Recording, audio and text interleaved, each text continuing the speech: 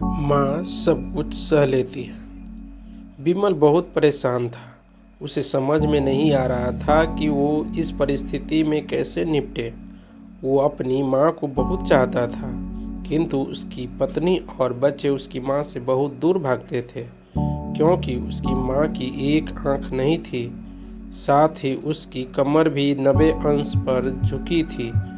वैसे वह अपना काम सब खुद कर लेती है, किंतु फिर भी वो उसकी पत्नी और बच्चे के लिए हमेशा खटकती है। दादी, आप ऊपर के कमरे में जाओ, मेरे दोस्त आ रहे हैं। विमल के बेटे अखिल ने बड़े बेरुखी से कहा। पर बेटा, मैं यहाँ तो बहुत दूर बैठी हूँ। विमल की माँ ने बहुत प्यार से कहा। नहीं, आप उनके सामने मत रहो, वो मुझे चिढ़ाते हैं। अखिल ने जोर से डांटते हुए कहा। क्या हुआ अखिल, क्यों चिढ़ा रहे हो? विमल की पत्नी कामनी ने किचन से ही आवाज लगाई। देखो ना माँ, ये दादी यहीं ड्राइंग रूम में बैठी है और मेरे दोस्त आ रहे हैं। अखिल ने शिकायत भरे लहजे में कहा।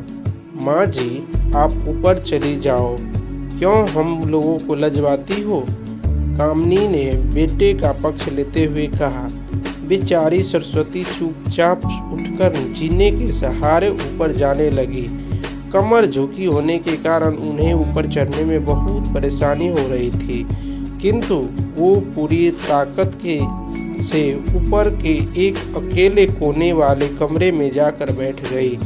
विमल बाजू के कमरे से सब सुन रहा था।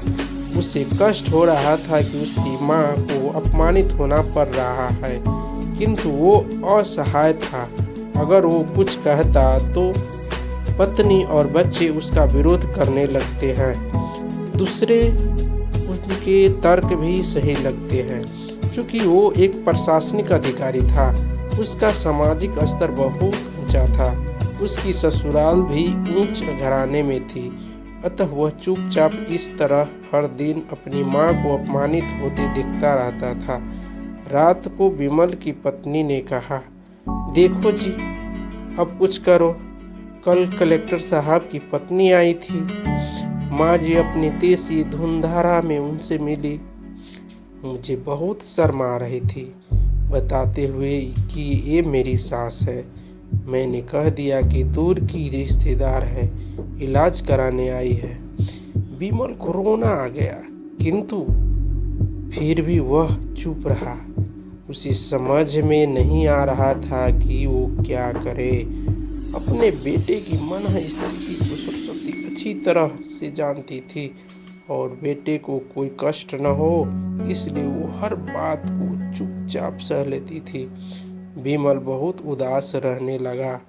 एक तरफ परिवार और सामाजिक स्तर पर जीने की प्रतिबद्धता थी, तो दूसरी ओर माँ।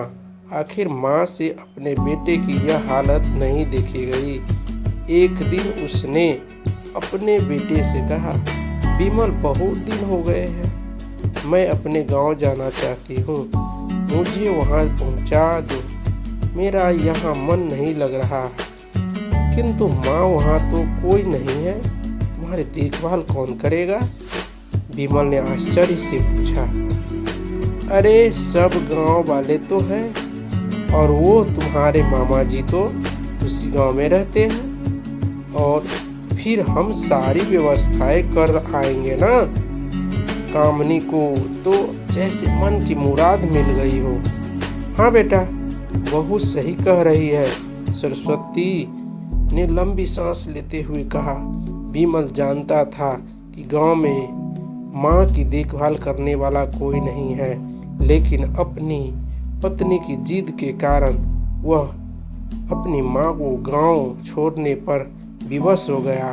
माँ को गांव छोड़कर आते वक्त उसने रोना आ रहा था तथा अपनी बेबसी पर गुस्सा भी आ रहा था, किंतु परिवार, पत्नी और समाज ने उसके इन मनोभाव को दबा दिया और वो सुकून सा महसूस करने लगा। कुछ दिनों बाद उसके चाचा, जो अमेरिका में रहते थे, आने वाले थे। जब विमल बहुत छोटा था, उसके पिता जीवित थे, तब वो भारत आए थे और उसके बाद वो अब भारत आने वाले थे। पूरा परिवार और आस पड़ोस बहुत उत्साहित था। अमेरिका से विमल के डॉक्टर चाचा आ रहे थे। डॉक्टर रमेश ने जैसे ही घर में कदम रखा, सबने मिलकर बहुत उत्साह से उसका स्वागत किया। क्यों विमल भाभी नहीं दिख रही है, कहाँ है? डॉक्टर रमेश ने उत्सुकता पूर्वक पूछा। जी वो गांव में रहती है, यहाँ उनका मन नहीं लगा, कामनी ने सपाट लहजे में उत्तर दिया।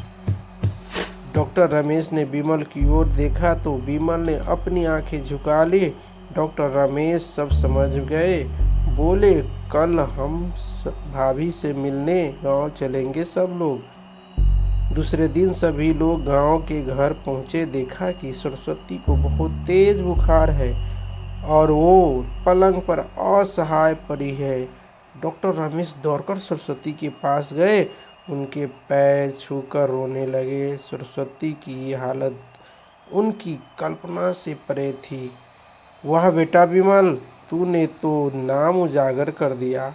अपनी माँ की ये हालत देखकर तुझे तो शर्म भी नहीं आ रही होगी।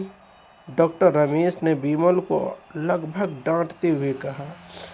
नहीं देवर जी, विमल का कोई दोष नहीं, मैं खुद गांव आई थी। सरस्वती ने अपने बेटे का बचाव किया।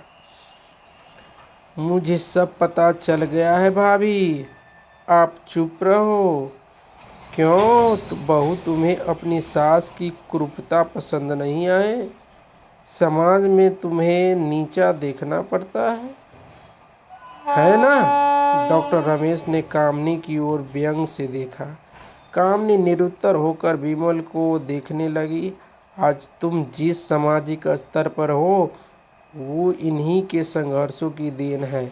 और बेटा विमल, तुम्हें शायद मालूम न हो कि बचपन में जब तुम 1 साल के थे, तब छत से नीचे गिरने के कारण तुम्हारी एक आंख फूट गई थी और तुम्हारी रीढ़ की हड्डी में भी समस्या थी। तब तुम्हारी इस क्रूप माँ ने अपनी एक आंख और अपना बोन मैरो तुम्हें देकर इतना सुंदर स्वरूप दिया था। कामनी बेटा, इतने सालों तक संघर्ष करके बेटे को प्रशासनिक अधिकारी बनवाने वाली इस संघर्षशील औरत की तुम लोगों ने यह दशा कर दी, तुम्हें ईश्वर कभी माफ़ नहीं करेगा। डॉक्टर रमेश की आंखों से अश्रु जलधारा बह रही थी। अब भाभी आप मेरे साथ अमेरिका जाएगी, यहाँ इन स्वार्थी लोगों के बीच नहीं रहेगी। डॉक्टर रमेश ने सरस्वती से कहा। विमल को तो कांटो तो खून नहीं था।